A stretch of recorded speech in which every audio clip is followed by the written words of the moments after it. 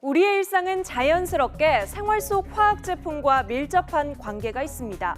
우리가 생활용품으로 사용하는 화학물질은 거의 4만 종에 달한다고 하는데요. 하지만 그 4만 종에 대한 유해성이나 안전성에 대해선 제대로 검증이 이루어지지 않았습니다. 최근 옥시 사태로 인한 불안감 때문에 시민들 사이에 이른바 화학물질 포비아가 급속도로 번지고 있다고 하는데요. 지금 우리 주변에 있는 화학 제품들 믿고 써도 되는 걸까요?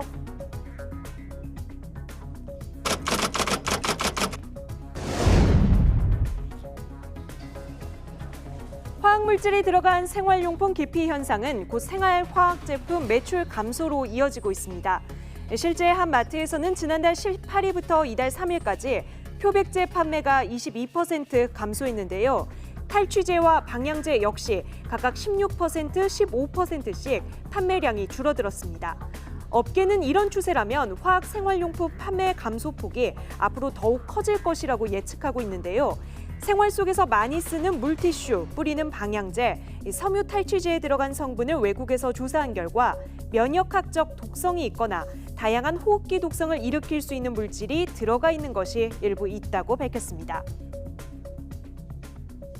그동안에 이런 부분에 대해서 본격적으로 이슈를 문제가 있다고 얘기를 하지 못한 부분은 이 부분이 소비자들이 가정에서 사용하는 물질 제품들이고 가정에서 사용하다 보니 이런 조건 하에서 혹은 이런 상황 하에서 할 때 이게 얼마나 노출되고 얼마나 독성이 있는지를 평가하거나 실험 연구 결과가 없다 해서 혹은 그거를 관리하는 부서가 환경 분야 이런 어디서 해야 되느냐 이런 걸 갖고 논의를 하다가 시간이 보낸 적이 많습니다.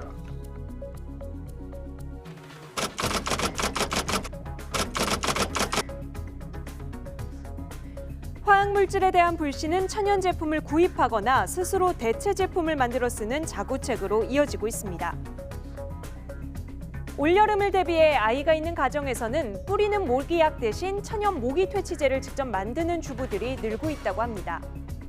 또 최근 온라인 육아 커뮤니티와 SNS에서는 계피, 녹차를 이용한 살균제, 또 베이킹 소다를 활용한 탈취제, 제조법 등도 큰 인기를 끌고 있는데요. 실제로 뿌리는 모기약, 뿌리는 방향제의 경우 미세한 입자가 폐포까지 들어가면 건강에 치명타를 입을 수 있다고 전문가들은 경고하고 있습니다. 치명적일 수 있습니다. 왜냐하면 작은 미세한 직경의 그 입자가 폐포 속에까지 들어갈 수 있고요.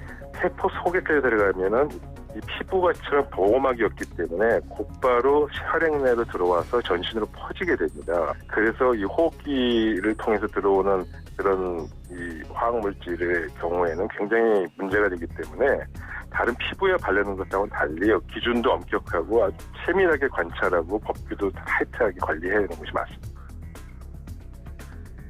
가습기 살균제 사태 이후 마트에서 물건을 고를 때 뒷면에 쓰여 있는 성분 표시를 꼼꼼하게 확인하는 경우가 많습니다.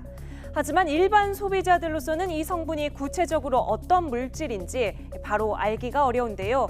소비자들은 점점 똑똑해지고 있는 세상, 기업과 이 기업을 관리하는 정부는 발빠른 소비자를 따라잡지 못하고 있는 것 같습니다. 소비자가 완전히 등을 돌리기 전에 국민 건강을 생각하는 세심한 배려를 지금부터라도 고민해야겠죠.